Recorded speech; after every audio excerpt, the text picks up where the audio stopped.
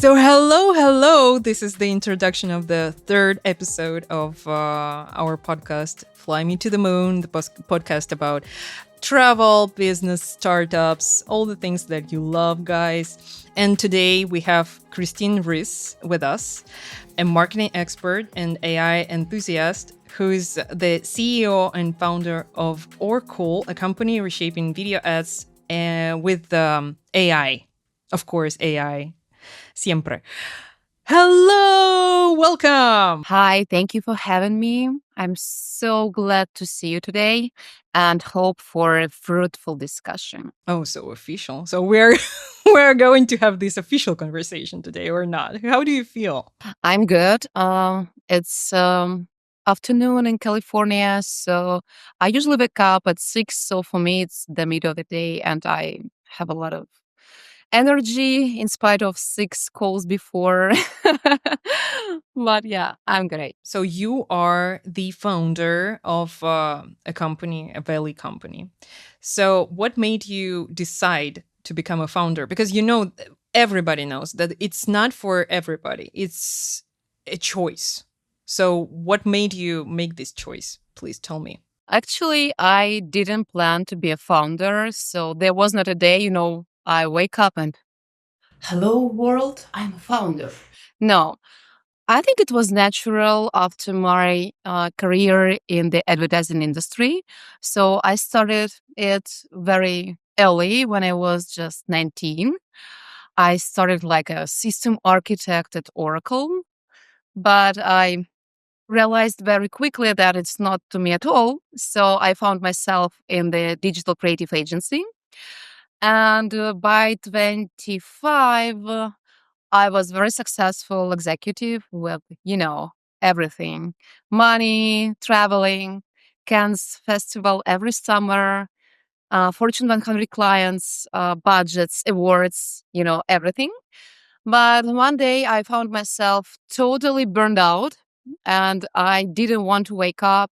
At that time, maybe I also had some personal issues in my life. So I decided to quit just in one day. And the same time, I got pregnant at 25. So it was, natural to make a pause. But I think I had 1 or 2 months sipping matcha and walking and doing some shit. And then I realized I have a lot of energy. So I'm ready to do something. And it was a natural move to set up my own business in fashion industry because I had a background in advertising and marketing. I was always crazy about fashion and I had a time. So I got a kid, and in 3 days later, I registered my first company. So from 2016, I can name myself a founder. You succeeded in turning your passion into your business. That's really inspiring. It's like 1 in 100, I don't know, 1,000 people can do this, and you did this. My next question is about your ups and downs because we both know that being in the corporate world is really emotional and being a founder is even more emotional. So, how do you deal with the emotions when you have your ups and downs in your founder career? That's a great question. So let's start with upsides. From my perspective, the greatest thing to be a founder is to have a freedom of choosing the product you build, the clients you work with, the network, especially here in Silicon Valley. The networking is great, and you can meet amazing people every day, communicating with them and working with them. And maybe the first downside that came to my mind is uncertainty. Because especially when you have a startup and the early stage, it's always about uncertainty. And you should manage it and you should, try to eliminate as many unknowns in the equation as you can every day. So it's not for all. I agree with you from this point. Another pain or downside may be about scaling. Because when you're just a small team, like 2, 3, 9 people, it's one story. And when you have 20, 60, 100 and more, It's about scaling. It's about like to build your own corporate world. And I know a lot of founders who are struggling with that because it's really pretty different to work with startup mood and with a corporation you started like in your garage. Maybe it's about changes because you're changing sometimes faster than circumstances and it could be exhausting.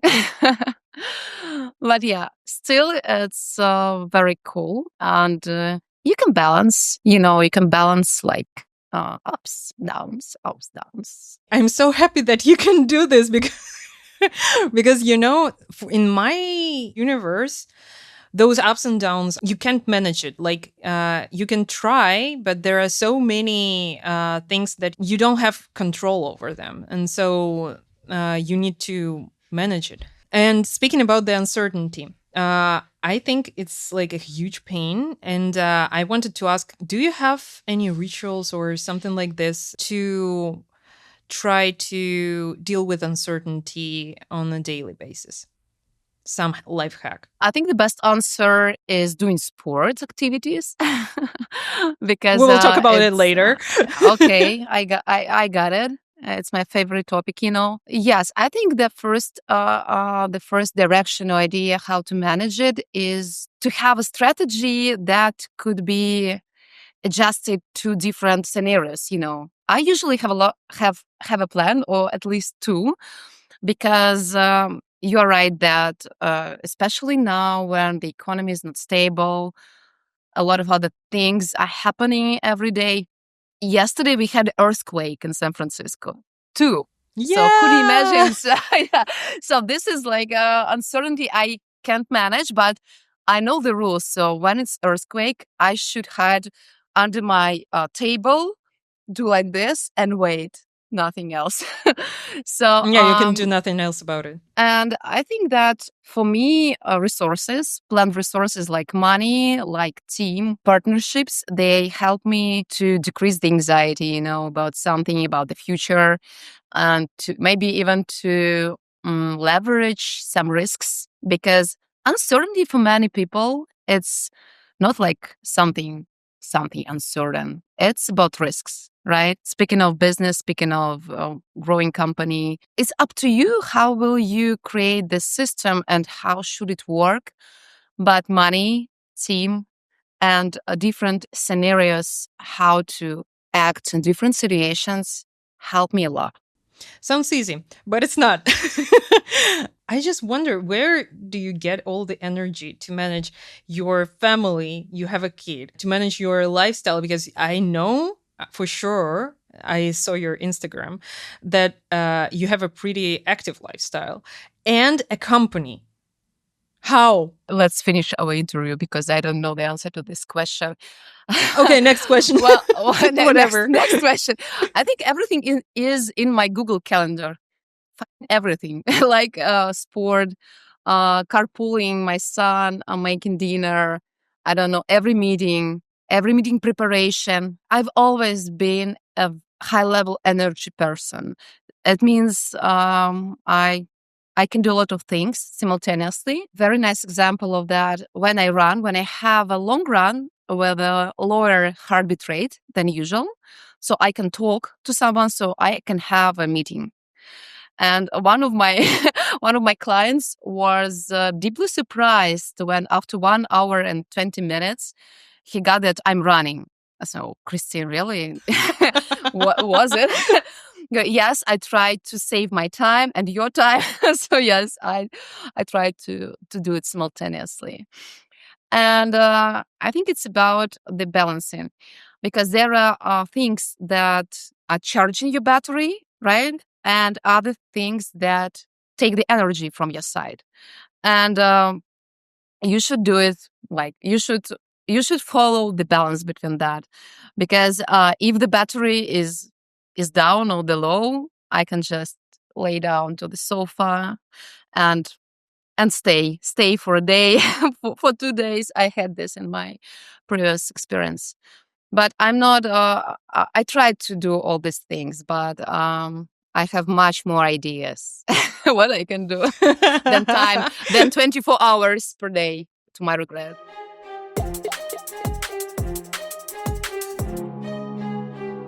Let's talk about female empowerment because this is really like a hot topic right now. And I think you can tell me a lot about it. So, have you ever faced something like discrimination? Of course, I did. And speaking of that, it was not only in States, it was in Russia too. Because could you imagine 20 years old, a beautiful young lady that is showing up in your meeting room and trying to sell you something very expensive and intellectual? I met bias a lot. But I think your question has a lot of layers. And we can start with the numbers. For example, Okay. I studied at maths and physics school when I was a kid for gifted children. And we had 40% female students, 60% male students. Then I came to the university to computer science, and we had, I think, 20 or 25% of female students. And I think now in a startup industry, only 4% of female-led startups are funded.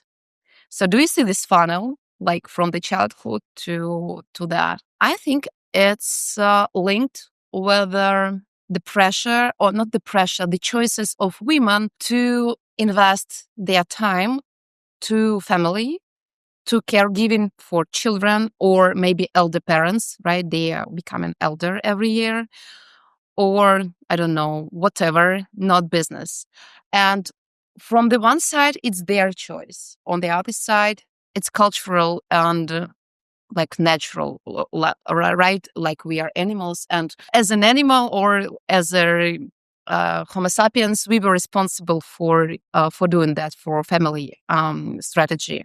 What about women now? So 4% of startups are funded, and I think around roughly 10% of the companies have female, I don't know, executives or C-level women. Of course, we are the minority. Oh, I love the metaphor. We start marathon with men, the same line, the same, maybe intellectual power or, I don't know, resources. But women have a heavy backpack of other responsibilities. So this is the reason we can stop or we can, step off the road on to not to be represented in business. So as much as men can. But now I'm so happy to share that here in California, I feel much more confident about being a woman because I think here we have a huge diversity, right? From nationalities, languages, accents, sex, or gender. And smart people choose their partners or, I don't know, clients, not based on these parameters, based on intelligence or intellectual abilities. And this is, I feel so optimistic, about that. We all have the stereotypic thinking, right? So because Of course. our brain is pretty lazy. Yeah. It tries to save the energy and to use your previous experience to describe the current situation. So if you had a bad experience with a blonde Eastern European lady, and she was stupid and I don't know, irresponsible in some way. So yeah, your brain will tell you, stop away or don't deal with this blonde Eastern European lady. But it's not true. You should just estimate the person. Yeah, that's like the same topic that we were talking about with my therapist 1 hour ago. What? So Literally. tell me what she told you. That's interesting. Not about blonde Eastern European girl, but for me, it's more about starting to trust men again. And yeah, because I had previously very disturbing experience, and so we are working right now on me trying to trust the world. And basically, he said the same. Like my brain personally, it's trying to protect me with the easiest way. So easiest way is to build the defense mechanism, like all men are shit, something like this. So don't deal with them at all. But that's not true, because not all men are shit. And so we are working on this. No woman, no crime. Yeah. Yes. So yeah.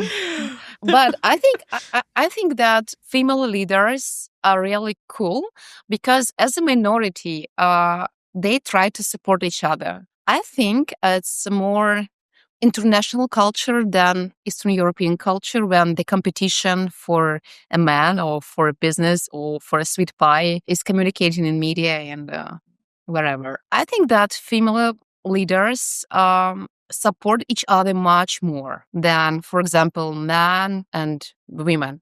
I have my personal statistics about that. For example, I asked my male friend and female friend with the same question. And the female friend started to help me at the same time. And male asked me a lot of questions, started to make me, to regret or to overthink the situation. And oh no, forget it.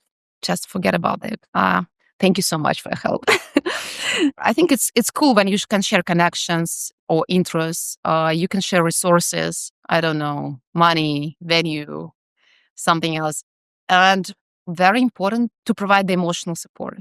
And I think women and women will understand each other better. Yeah, I agree. And I wanted to add that female friendship, it's based on resources. It's more strong and more fulfilling for each participant of this friendship than male friendship. And speaking about the epidemic of male loneliness that we have right now, it's not about male loneliness. It's more about that men, they just don't know how to be friends. So yeah, I believe in friendship within the women's circle, female circle. And I think that I don't know where would have I been if there were no my female friends. And I think that you have something the same. Like, yeah, they are our power charger, something like this. I agree. And at least they can drink a glass of wine with you and say, Christine, everything is okay. They are stupid. They are not for you. You're the best. Mwah. At least, of Yeah. course, I'm joking, but this is also important, like to be surrounded the people you're on the same page. And here in California, we have a lot of women who are entrepreneurs, VC investors, or I don't know, tech executives, and that's so cool that you could be, emotionally and like with your professional background and your goals on the same page with them. So yeah, that's amazing. Very quick question, just to say yes or no.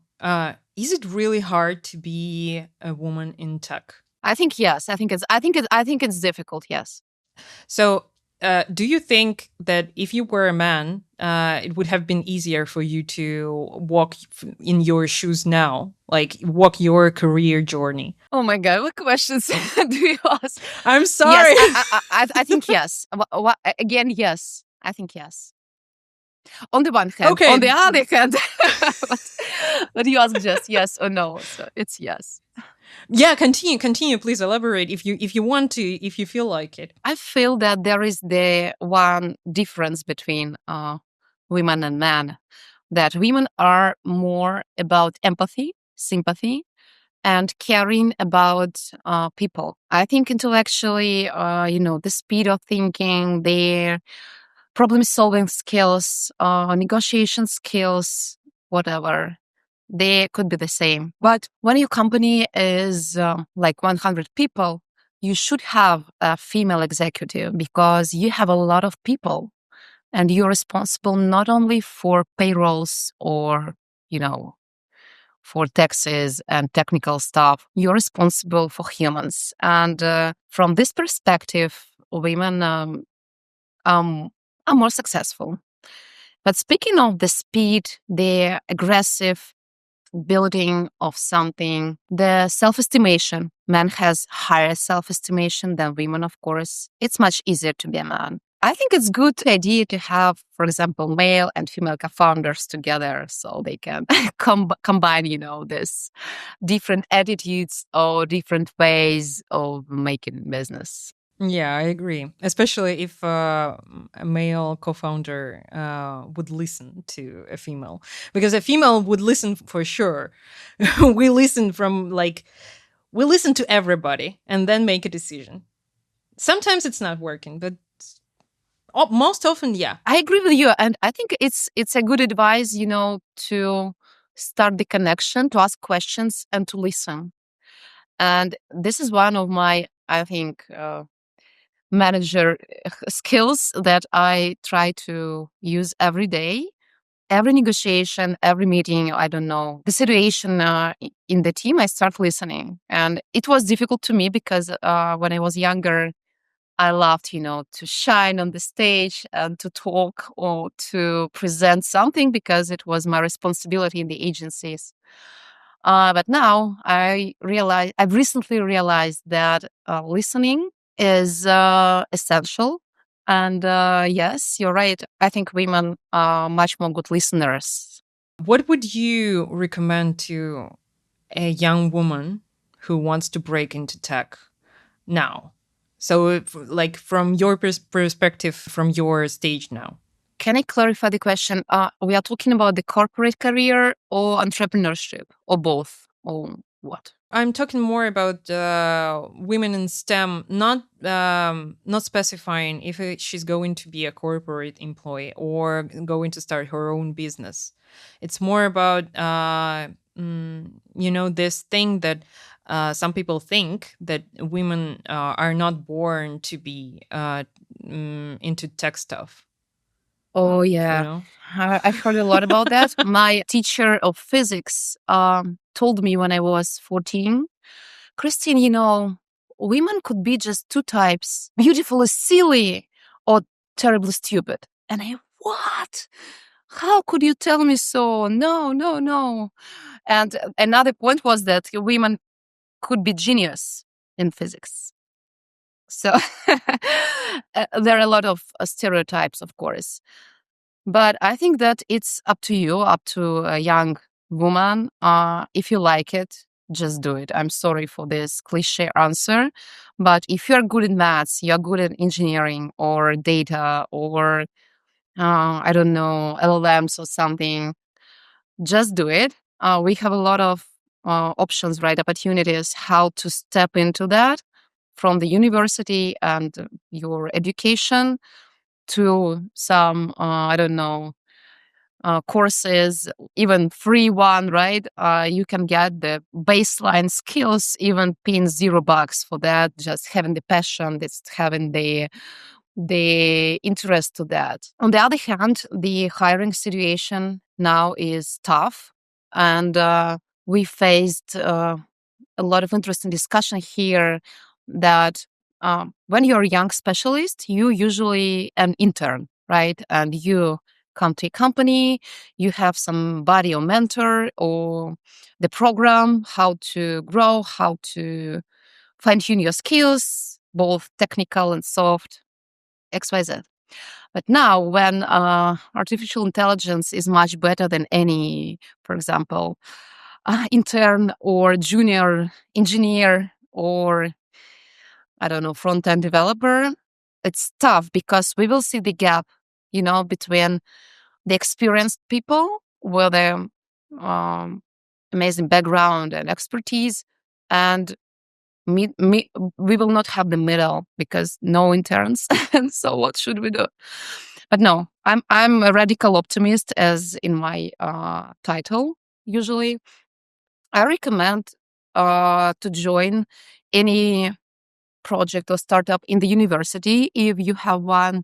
If not, you just can join any startup as an intern. You will get $0, I think, first 2-3 months, but you can dive deeper to the atmosphere, to their, to the tech stack they use, to the product they are building, And then you can navigate yourself. What are you interested in, right? Because you can be a manager, engineer, I don't know, a lot of other prompt engineer and a data scientist and whoever.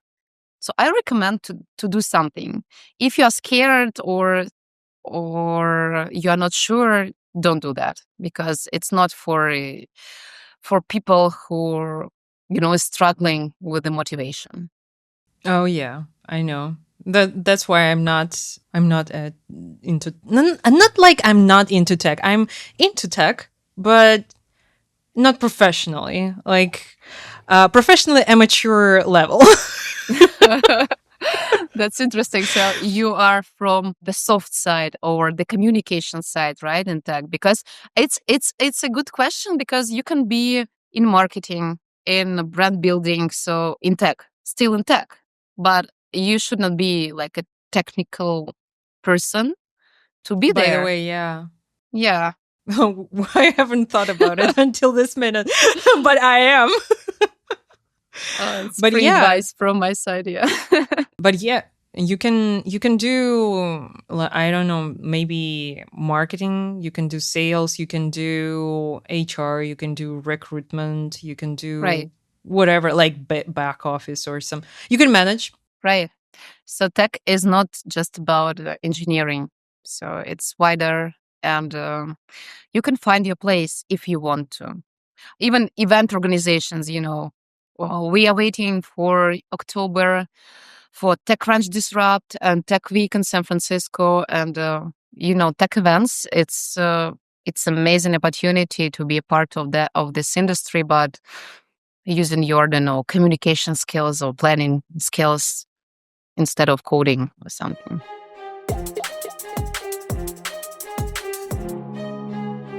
Tell me a bit more about your startup, about fashion, etc. I really would love to hear a bit more, because I know only what Alona told me and what I Googled about you. So please. You should use ChatGPT or Perplexity instead of Googling, because it has a lot of information about me. Well, my current company, Orcool, it's my third business. My first one was a fashion brand, as I mentioned. So I spent 4 years in the fashion industry as a brand builder. I manufactured my leather accessories in Italy, and I think I did a great strategic move to sell them on La Moda or Wildberries, like marketplaces, when it was not a mainstream. It was like 2016, 2017. But then I did a comeback to advertising, and I founded my agency. It was healthcare and digital agency for pharmaceutical brands, beauty, and health industry. It was also a good move because it was right before the pandemic. So it gave me a lot of fuel, to make this hockey stick. And it was my second business in Russia. And so Orcool is my third. And it was founded in 2024 in America. So what are we doing? We automate video ads creation based on real customers' signals, like reviews, like discussions on Instagram or TikTok, to automatically create video content. So it's artificial intelligence plus real people who are talking about the brand or the company. And it gives the brand, insights, product insights, customer insights you could never create in the meeting room like a marketer, because some of our clients have, I don't know, thousands and hundreds of thousands of reviews, and it's very cool. So this is the core. I can talk about that, endlessly, but the most important thing that my mission was to democratize video creation for enterprises. So we work with medium-sized and big enterprises who has media budgets over, I don't know, $5 million monthly for a channel. And usually before AI, we had, one video could cost $100,000, and it took 2-3 months to negotiate, to create the scenario, to book a location. I used to work with pet food, and for example, we need to ship the cat to Moscow from Switzerland. Crazy. It was a special cat, and we should shoot only this cat. And it costed me, I will not even vocalize these numbers. So now this cat can be, created like real time, the same cat. So I'm so excited what's going on. And yeah, this is the way I live here now. Me as a marketer, I am very excited because I know how much those video ads cost. I know I shot them myself and I know the budgets. And they were like literally insane. I don't know why it cost so much. But now, thanks to you, it will be much easier, and it is much easier. Link in bio. Link in bio. But next time we can create your avatar and my avatar, and they can talk to each other. We can sip margaritas on the beach with you, and our avatars can deliver the next episode for our viewers. So Okay, see you maybe in they Dubai will not then. be as funny as we are, but maybe we can fine tune them to do so. I think so because the main problem with the AI avatars right now is that they are not original. Not like original. They are not natural. And I think that you should train your avatar, like not to post the first video that was generated. You need to work with it, and that's how you make a really natural looking avatar. And I think that it's really manageable. We can do this for sure. I think it's the question of weeks or months. They Yeah. are becoming better every day. I'm not kidding. I'm testing myself every model update with avatars, and this is insane, I swear. Because I did my personal copy, but then I deleted it because it was a bit, scary to look at myself, not myself, like my copy on the screen. And yeah, is the question. And we already live in a blended reality. In China, for example, more than 80% of social media content is made with AI avatars, even now. And people watch it, people follow it, people even pay for it. And they know that they are avatars that they never existed. The China is a good example of, where is the vector or how the consumption could be changed. But they are like extreme, but this is the way it works. And the human content will be like a luxury, it will be like some craft. I think it's a good metaphor, like new luxury, because it will be more expensive. It will be not polished, right? With not ideal intonation and ideal music, because human brain, we are coming back to brain, it doesn't like perfection. So if you're looking at something perfect, like a perfect avatar with, this glowing skin, with white teeth, with beautiful almond shaped eyes, your brain doesn't like it. Oh, okay, it likes, but the perception of this, polished person is another than you're looking at me, not polished. Yeah, it's perceived as a threat, as I read about Right, it. right. Yes, yes, yes. And so we work with avatars, and it was funny. In the beginning, we even prompted them, create not perfect with wrinkles, with, some scratches, or because, yeah, we shouldn't be perfect. Amen. It's me. I'm not an avatar. Look at my circles under my eyes. This is disclaimer. Founder's life is not as a marmalade, but well, we have a good correctors, Oh concealers, yeah. And filters. and filters.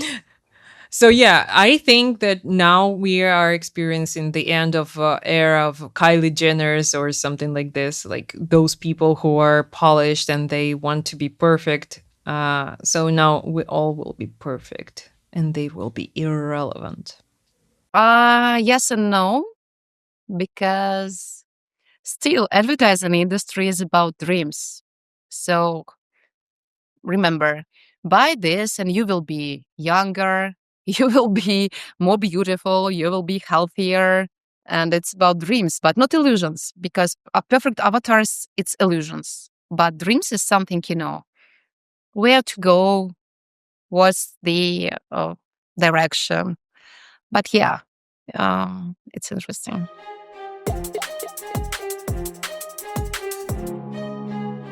Speaking about how you make your life better, let's talk about sports. You are a sports person, right? I know that. You told me before, you told me in the beginning. So tell me, what do you do to keep you healthy, to stay mentally healthy? I think because, for example, for me, running is like a meditation. And even my, second time, my therapist told me to continue running because it's really like beneficial to my stability as emotional stability as a person. So tell me more about this. What do you do? I completely agree with your therapist, because for me, it's also the meditation, not just time to have another call with someone. I love running. I love playing tennis. I love hiking, table tennis, volleyball. So whatever. I like everything because it gives me energy. It gives me energy, and it gives me the emotional stability, because it's the way to release the something bad or aggression or something from your dark side. From another side, it's the investment. I do believe in that. It's the investment to our health and to our future, because the biotech technologies are developing so fast. And I believe that we could live with you up to 120, 30 years in the nearest future. And sports help you to save that you have right now. So this is the investment for something in the future. I think it's sport is about accomplishments or achieving some goals out of the business, out of your family life. Because if you're doing sports, not professionally, but on purpose, for example, you are a runner and you run races, different races like Berlin Marathon, it was last Sunday or something. So it's like you're practicing to set up the goal, to develop a plan, practicing plan, and step by step going to that direction. This is kind of not business practicing to do the circle. And personally, I love to do so. I'm running a half marathon soon in October. Try to do my personal best. And this is it. Is running a half marathon for you like an achievement? You need to run it and for people to see, to witness you finishing? Or is it more like, oh, I can run, for example, like tomorrow to 22 and a half, as far as I remember, kilometers? 21. 21, yeah. 21. Mm-hmm. Okay.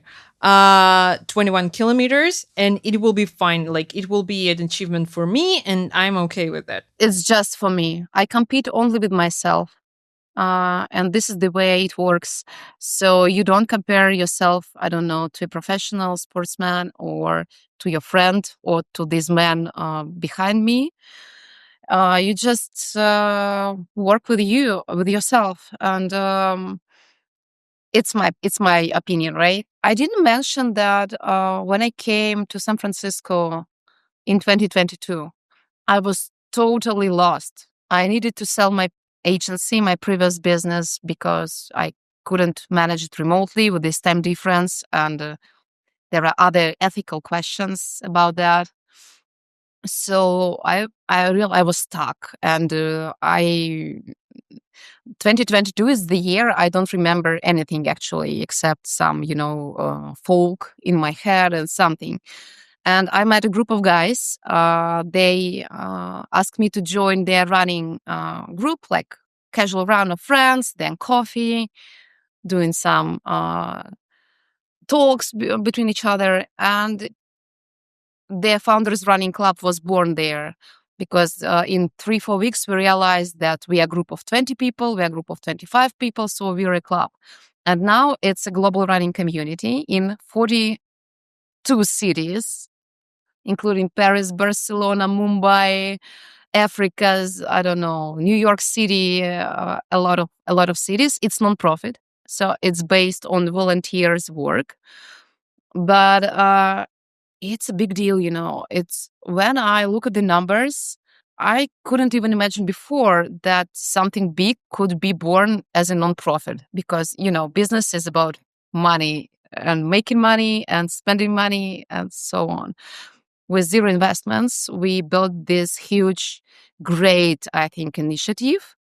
So it helped me to adapt here, to meet friends, to make friends, to just stay normal and social active because I was a pacemaker. It's not about, running half marathons with 1:45, but it's my target time. It's about the combination of oxygen in your blood, like, physical part of this process, and about the social life and your personal life. So it's like three circles which could be aligned to each other. Highly recommend to run to everyone. Yeah, me too. I agree. You know, two things that got me out of depression from 2022, they were basically my, okay, therapist. Again, third time. I'm kidding. My dog and running. Literally. I swear those were two main factors that got me out of like a severe depression and antidepressants, of course. But but yeah, speaking about non-medical things, those two things were of the same value, I think. And I highly recommend to run or to do any sport because it clears your mind. It gives you other like an opportunity to see to have a look at your problem if you have one. If you don't have, you're a lucky one. To have a look at the problem and to see it from different perspective. Like something happens in your brain, and you just get this like amazing opportunity. Do you know the term kalakagathia? Mm-mm. Kalos agathos is from, I think, ancient Greek language. It means the combination of perfect, beautiful body and the beautiful mind. Kalos is body, agathos mind. Uh, as far as I remember, in typical Athens, boys went to gymnasium and they did both physical activities and like, I don't know, philosophy, astronomy, maths, and other stuff. And they believed that with the only with the combination of that, there could be a superhuman. There could be a person which can, win against Sparta or at that time, whatever. And I still believe that this concept is actual and it's all linked inside ourselves. So kalakagathia, kalas agathos. I will put this thing into the description box so that people will get a little bit more information about it, like maybe from Wikipedia. I hope I Something like pronounced this. it in the right way, but okay, ancient Greek. It's about that. So you run, and what other sports do you do? When I was younger, I did a lot of heavy lifting, like powerlifting, something like this. Then I got an injury and I quit. And after that, I didn't do like I did only like fitness, like only for to keep my body moving, you know. And then I broke up from my 10 years relationship and I got into running. Like I ran almost every day without any exception, even during COVID, for 5 kilometers at least in the morning. It really cured my like whole myself. So yeah, running. And recently I started dancing, and I dance so hard that it's a sport. It counts. Yes, I agree. I love that Gen Z and younger people, they are much more about sport than, for example, we in 90s or the beginning of zeros. And for example, we have, tradition for a small talk or something. And people don't usually ask, are you doing sport, or do you do some sport? They ask, what kind of sport do you love? So it's a baseline. It's obvious that everyone is up to sport. So that's fun. That's I like this tendency. I see this is for good. Yeah, this is like a good sign of society's development and more focusing on self development, etc. Something like this.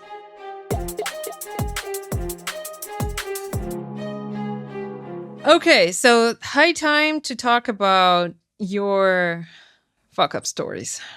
You prepared some for me because I asked you to do this. So the Oh my God, moment of truth. it's time of creepy stories, right? Not Yeah. bedtime stories. So Actually, I have a lot. I have a lot, and please, subscribe, and join me on LinkedIn somewhere. I think I don't complain, and fuck ups is a part of the journey, and failures are also valuable to me as wins, even more because you have a lot of learnings, right? I think I have a funny story from my fashion company experience. I manufactured my bags and leather accessories in Italy. So it was really from scratch, from my design, from the prototype, and it was manufactured in Italy. So I need to ship them from Italy to Moscow. And I didn't put in my financial model the borders fees and taxes and other stuff. So I did it through third party countries like Belarus. And I put on risk all the bags, all the collection with more than 100,000 of euro investments because there was a high probability it will not come to Moscow. I remember this night. It was January 2nd. I was sleeping in my bed like 3 a.m. and I got a call from a stranger with accent. I will not try to repeat it. Like, Christine, your bags are here. I asked, where? They answered, Sadavot Market. I don't know, number 3. What? Where are the boxes? Boxes? Outside. It's huge snowstorm. What? I should wake up, get out of my home and have a 1 hour drive just to save the whole collection of my luxury bags because they can stay, under the snowstorm. They will all die, literally. yeah. So I don't recommend to do so. And of course, if I step back and know the situation, I will never do something this way. And 30% were damaged. So I lost much, much more, I didn't blame myself because at that time it was, my decision. And I was 100% responsible for that. And yeah, it was a fuck up story. I didn't repeat this complicated strategy of logistics. What doesn't kill you makes you stronger. Oh, That's certainly. And another story. It was from my agency experience when I lost money from our client's project, just the only one time, because I was very ambitious and I wanted to provide a lot of leads, like, applications for credit card. And I overestimated all the numbers on purpose and did it. And of course, my forecast didn't. Yes, the forecast was broken. And I think we lost a couple of millions of rubles, not dollars. Thanks God, not dollars. And the reason of that was the competition, personal competition against someone, not against yourself, not like against the industry standards to increase conversions or to do something. It was a personal emotional solution that I took at that time. And maybe I got the learning that you shouldn't take any decisions when you're under some pressure or circumstances or emotional storm. It has higher risks than if you are doing it like normally. And by the way, speaking about the first situation, I wanted to like you had you gave a conclusion and a kind of recommendation advice on how not to put yourself in such a situation, but at the same time, okay, not speaking about the second one, it was under emotions, but speaking about the first one, okay, yes, it was under emotions too, because you were afraid that you lost all the collection, it won't be shipped. But at the same time, you made the best decision that you thought was the best at that time. So you don't have to blame yourself. You are a human beings don't make worse decisions. They make best decisions out of the information that they have at the moment. So that's fine. That's fine. Yeah. I think that, something I learned from my childhood. This is some of sensitive stories, but I want to share it with you. I did swimming a lot, so I was a part of a junior team of my town. And one day I found out that my right knee has a lot of pain. And doctors started a lot of diagnostics, x-rays, endless hospitals, hallways, the smell of chlorine, this one. And I had first surgery. It was unsuccessful. Another one, the second surgery. And I knew that there was a probability that I will never run again. I will be disabled for the rest of my life. No one told me, neither doctors nor my parents, but I wasn't stupid. I was like 13 or 14 years old.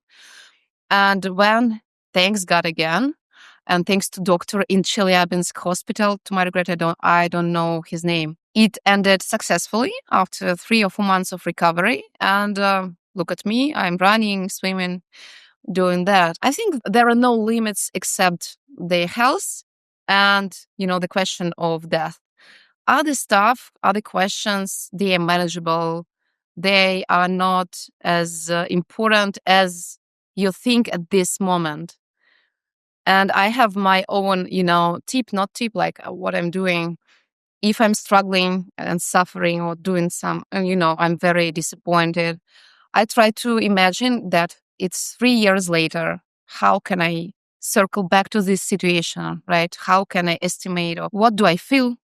And usually it's another just a task or just a small shit you faced, but it's not a big deal. I think you can ask your therapist. I think it's the name of this is dissociation or something, trying to change the angle and the time of yeah. So yeah. Yeah, make it less valuable, like something like this. Right, right, right. Not underestimate, but to try to dissociate and to be a witness and not a person who is A in the victim. center of the yes, or victim, yeah, in the center of conflict or something. Yeah, I agree. I think it's like a very valuable advice.